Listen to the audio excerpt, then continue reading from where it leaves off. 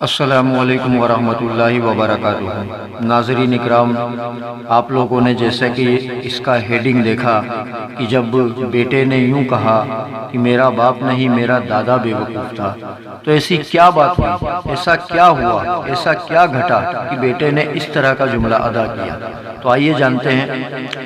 ये बात है एक गांव की, जिस गांव में तमामी लोग अरसे दराज से जानवर पालने का काम और खेती बाड़ी का काम किया करते थे और इसी में उनका गुजारा हो जाया करता था। इसलिए उन्होंने कभी भी अपनी किसी भी औलाद को तालीम की तरफ माइल नहीं किया। तालीम देने की किसी ने ना सोची और ना ही उस गांव में कोई पढ़ा लिखा था और इसी तरह गुजर बसर हुआ करता था। और इसी के चलते उस गांव में ना कोई स्कूल थी और ना ही कोई पढ़ाने का कोई और इंतजाम था। उसी गांव में एक शख्स था, उसके यहाँ लड़का पैदा हुआ, लेकिन उसने ये सोचा कि मैं अपने बच्चे को इस गांव के हालात से, इस गांव की जो ये जिंदगी है, इससे मैं दूर रखूंगा और मैं अपने बच्चे को पढ़ाऊंगा। लड़का जब समझदारी की कगार पर पहुंचा तो उसने शहर के बाहर जाकर एक स्कूल में अपने बच्चे का दाखिला कराया। लेकिन पूरे गांव वाले उसके खिलाफ हो गए और वो लोग उसे समझाने लगे कि ये तू क्या कर रहा है, क्या ज़रूरत है पढ़ाई लिखाई की, क्योंकि बिना पढ़ाई लिखाई के हमारा पूरा समाज, हमारा पूरा गांव रह ही रहा है, क्या ज़रूरत है और पैसा फूंकने की। लेकिन उसने किसी की ना सुनी और उसने अपने बच्चे का दाखिला शहर में करा दिया। बच्चा पढ़ता रहा और ये गांव से बराबर पैसे भेजता रहा। फिर वो दिन भी आया कि उसका बच्चा डिग्री याफ्ता एक काबिल नौजवान बन गया और वहीं से शहर से ही उसकी नौकरी भी लग गई। अब जिस कंपनी में उसकी नौकरी लगी, इसका लड़का इतना काबिल था कि उस कंपनी में इसे मैनेजर की पोस्ट मिली। अपनी कंपनी में ये मैनेजर की पोस्ट पर था। अब इसका बाप गांव में बड़ा खुश रहा करता है कि मेरा बेटे की मैंने जिंदगी बदल दी। और वाकई क्यों नहीं, क्योंकि उसने अपने बच्चे को तालीम दी और तालीम दिलवाई। खुद वो जाहिल था, पढ़ा लिखा नहीं था, लेकिन अल्लाह रब्बुल इज्जत ने उसे अच्छी समझ दी थी कि उसने अपने बच्चे के लिए ये फैसला किया। अब जिस कंपनी में ये मैनेजरिंग करता था, वहाँ का उसका जो मालिक था, जो बॉस था, उसका बर्थडे आया, उसका जन्मदिन आया, तो उसने उसके लिए एक पार्टी रखी और बड़ी आलीशान पार्टी रखी। तो उसने अपने मैनेजर से कहा, मतलब इस बेटे से कहा कि आप ऐसा करो कि आप अपनी फैमिली से अपने वालिद को बुला लो, कि आपके वालिद यहाँ आए ताकि हम ये देखें कि इतना जो काबिल हमारा नौजवान है, जो हमारा मैनेजर इतना काबिल है, तो उसके वालिद कैसे है। तो वो बॉस ने ये कहा कि मैं उन्हें देखना चाहता हूँ।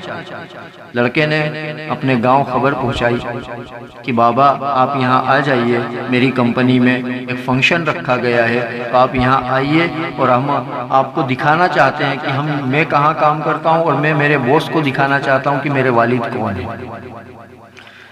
बाप को जब खबर मिली बड़ा खुश हुआ और उसके पास जो सबसे अच्छे कपड़े थे वो उसने निकाले और एक छाता लिया और बिछाने की जो एक चादर होती है वो ले लिया और वो पता पूछते पूछते वहाँ आया।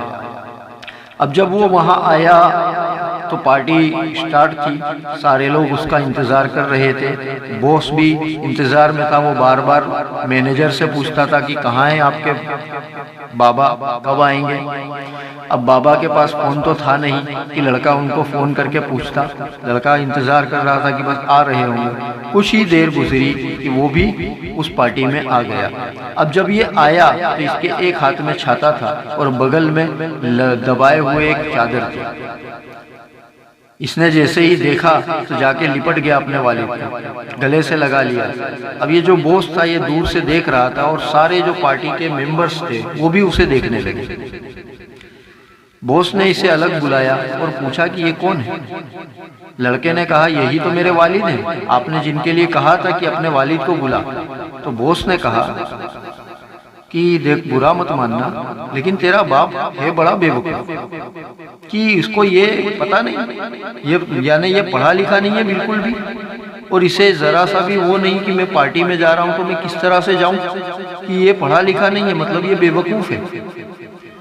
तो मैनेजर जो उसका बेटा था, उसकी आंखों में आंसू आ गए। उसने कहा कि मालिक, मेरा बाप बेवकूफ़ नहीं था, मेरा बाप बेवकूफ़ नहीं है, मेरा दादा बेवकूफ़ था। अगर जो मेरा बाप बेवकूफ़ होता तो उसका बेटा आपकी कंपनी में आज मैनेजर नहीं होता, लेकिन मेरा दादा बेवकूफ़ था जिसकी वजह से आज मेरा बाप, जिसका बेटा तो मैनेजर है लेकिन आज मेरा बाप इस तरह से यहाँ खड़ा है, क्योंकि मेरे दादा ने इसको तालीम की तरफ इसको नहीं भेजा, मेरे दादा ने इसको खेती बाड़ी में उलझाए रखा, मेरे दादा ने इसको जानवरों को पालने और जानवरों की देख रेख करने में लगाए रखा, इसलिए मेरा दादा बेवकूफ़ था। लेकिन मेरा बाप तो काफ़ी समझदार था, वाकई समझदार था, जिसकी वजह से आज उसने, जिसकी समझ की वजह से उसने आज मुझे तालीम दी, तालीम दिलवाई और आज मुझे इस काबिल बनाया कि आपकी इतनी बड़ी कंपनी का मैनेजमेंट मैं संभालता। जैसे ही उसने ये कहा तो मैनेजर की भी आंखों में, जो उसका मालिक था उसकी भी आंखों में आंसू आ गए और उसने उससे माफ़ी मांगी और फ़ौरन वो उसके बाबा के पास गया, उसके वालिद के पास गया और उनके आगे हाथ जोड़कर रोकर बोला, जनाब मुझे माफ़ कर दीजिए, वाकई में आप बड़े ही समझदार हैं, जिसकी एक समझदारी वाले फैसले ने आपके बेटे की ज़िंदगी बदल दी। तो इस कहानी से हमें नसीहत ये मिलती है कि आज हम भी अपने बच्चों के लिए फैसले करते हैं, तो अब हमें ये समझने की ज़रूरत है कि क्या हम भी बेवकूफ़ हैं या हम भी समझदार हैं। अगर जो हम अपने बच्चों को तालीम की तरफ राग़िब नहीं कर रहे हैं, उनकी रग़बत तालीम से नहीं दिलवा रहे, तो हमसे बड़ा बेवकूफ़ कोई नहीं। और वाकई अगर हम समझदार हैं तो हमें चाहिए कि हम अपने बच्चों को इल्म दीन और इल्म दुनिया दोनों सिखाएं। और अगर जो हम ऐसा करते हैं तो फिर वाकई हम समझदार हैं, और अगर हम ऐसा नहीं कर पाते तो फिर हमसे बड़ा कोई बेवकूफ़ नहीं। तो दोस्तों, अगर मेरी ये वीडियो आपको पसंद आई हो तो इसको ज़्यादा से ज़्यादा शेयर कीजिए, सब्सक्राइब कीजिए और लाइक कीजिए। और ज़रूरी नहीं कि जो मैं कह रहा हूँ या जो मैं सोच रहा हूँ तो बस मैं ही सही हूँ, गलती मुझसे भी हो सकती है। और अगर आपको ऐसा लगता है कि मुझसे कोई गलती हुई है या आप मेरी इस्लाह कर सकते हैं तो बेशक आप कमेंट बॉक्स में आइए और उसमें आपका मशवरा, कीमती मशवरा दीजिए, क्योंकि इंसान मैं भी हूँ, गलती मुझसे भी हो सकती है। आपके मशवरे पे मैं ज़रूर गौर करूँगा और अगर आप मुझे इस्लाह मेरी करते हैं तो मैं आपका शुक्र अलग से मानूँगा। अस्सलामु अलैकुम व रहमतुल्लाहि व बरकातुहू।